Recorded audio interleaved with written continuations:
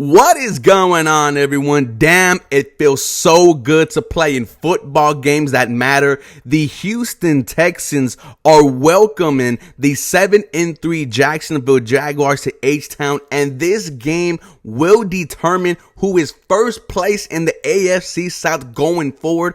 I cannot believe that we are seeing this Texans team already compete for a playoff spot, and if you win this game, DeMeco Ryan should be locked for head coach of the year. Nick Caserio should be a lock for executive of the year. And CJ Stroud, who is already a lock for offensive rookie of the year. If you become first place in the AFC South, those MVP conversations are going to get louder. If you are going to the game, please let me know. I will be tailgating in the blue lot. Shout out to the Nuff Sale tailgaters. Then I will come back home to stream me and my boys' reaction to this game. Ladies and gentlemen, this is the biggest game in the past 4 to 5 years for this team. And I know I've said that a lot this season. But the Houston Texans continue to surprise people. They continue to beat expectations. We are going to talk about this Week 12 matchup. Welcome, everyone, to the 713 Houston Sportcast. I am your host, Ruben Calvillo. I drop daily Houston Texans content, so make sure you guys are following me on Twitter, Instagram, TikTok for the latest news, rumors, and updates. And if you guys are new here to the channel, welcome. Trying to hit 9,000 subscribers by weeks 12 or 13. Please help me get there, and thank y'all so much for watching today's episode. Now, before we talk about this matchup, let's go all the way back to week 3, where the Houston Texans walked into Jacksonville and beat the hell out of them 37-17. The cherry on top, the Andrew Beck punt return touchdown that he dropped, picked it up, and took it to the crib. But here were the players that did not play in that game. There was no Laramie Tunsil. There was no Derek Stingley. There was no Titus Howard. He was on IR.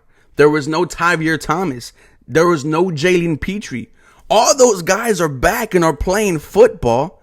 Also, Juice Scruggs, we haven't seen him all year. He is back and practicing with the Houston Texans. Welcome to the regular season, Juice Scruggs.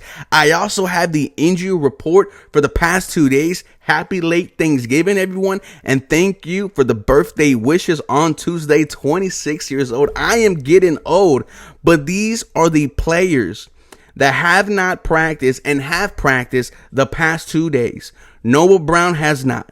Jake Hansen has not. Case Keenum with the calf has not practiced. Jimmy Ward with that hamstring injury that he suffered against Tampa Bay has not practiced. Now switching to the players that were full participations. Will Anderson Jr., Charlie Heck, Damian Pierce. We haven't seen him since before the bye week. This run game is getting going, and I want to see Damian Pierce in that backup role really finishing the game for the Houston Texans. Short yardage, goal line situation, and watch this running attack get better. Who else was practicing? I just mentioned center guard Juice Scruggs. Welcome back. Henry Tuo, Laramie Tunsil. Tua with the concussion. Laramie Tunsil dealing with that knee issue that we've heard about all year. They have been full participants. This might be the healthiest game that the Houston Texans played all year. Switching to the game, starting with the Houston Texans offense versus the Jags defense. The Jaguars defense is respectable. However, what I've seen CJ Stroud do to opposing NFL defenses, I'm not worried about him. I know he is going to bounce back from those 3 interceptions. And how many of those 3 interceptions was really his fault? The reason why I bring that up, there was a clip that the NFL Network showed, and it was CJ Stroud telling his center, Michael Dieter, that he was dripping sweat on the football to the point he went to the trainers and asked for a brand new jersey and multiple towels on the touchdown to Dalton Schultz where he slid in 3 yards. CJ Stroud said he could not grip the football because it was too wet. Take that as you will, but I don't think CJ Stroud is going to throw 3 interceptions again against the Jacksonville Jaguars. Their secondary is respectable. They do get turnovers. However, as of late, haven't been playing that good. Last week, Will Levis, 2 40-yard bombs, one of them to DeAndre Hopkins. You can find success against this Jaguars secondary. We saw C.J. Stroud do it earlier in this season with Tank Dell. The Russian attack is what I want to see, because now you get Dameon Pierce back, and we haven't seen Dameon Pierce in over a month. There was a lot of talk about him not being a scheme fit, him being contact heavy. I want to run someone over instead of getting to the green grass. I want to see how Dameon Pierce plays. Also, Juice Scruggs, where is he going to play with the injuries to center that we had all year? One of them being Juice Scruggs, one of them being Jared Patterson. Michael Dieter, do we see him start at center this week with Juice Scruggs being back? I don't know. But Juice Scruggs was your starting center all throughout training camp in the preseason until he went out early before week 1.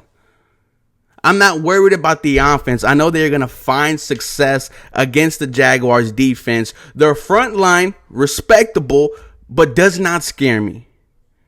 When they played us in week 3 and we did not have an offensive line, 4 to 5 starters out, they didn't touch C.J. Stroud not once. Last week against the horrible Tennessee Titans O-line, got to Will Levis only twice. They don't put pressure on the quarterback like our D-line does without even blitzing. I am not worried about the Houston Texans offense versus the Jacksonville Jaguars defense. Switching sides to the ball, I'm feeling confident. You look at Trevor Lawrence, Sunshine, the generational quarterback coming out of Clemson. Look at all the weapons he has. Christian Kirk, Calvin Ridley, Evan Ingram, Zay Jones. He does not have that many 300 yards passing game, that many multiple touchdown games. Quite honestly, Trevor Lawrence is not living up to that generational quarterback, that we've heard since him being in college. However, the players around him can make some plays. No Jimmy Ward definitely has me kind of worried. Without Jimmy Ward out there, this secondary has been beat. They have been favorable to opponent wide receivers. That's why I am happy that Derek Stingley is back. A huge INT last week against the Arizona Cardinals. This front seven versus the Jacksonville Jaguars offense is a key matchup that I want to see, because Will Anderson Jr. has been on a tear lately. 2 sacks in the past 3 games. And I feel like we need to see a Will Anderson Jr. emergence game. And I think we see it on Sunday. He is getting home, ladies and gentlemen.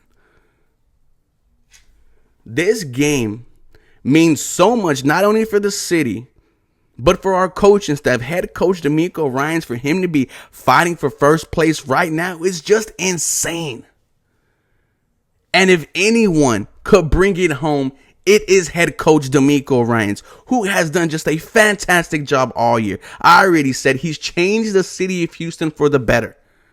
Guys, I think this game is going to be close. I think it is going to be full of emotion, changes of momentum. But I think the Houston Texans are going to win 24-21 off of a game-winning C.J. Stroud drive. Guys, you let me know how you feel heading into this Sunday. Let's take first place and let's get to the playoffs. For more Houston Texans content, y'all feel free to follow me for more. Go Houston. Have a very blessed day.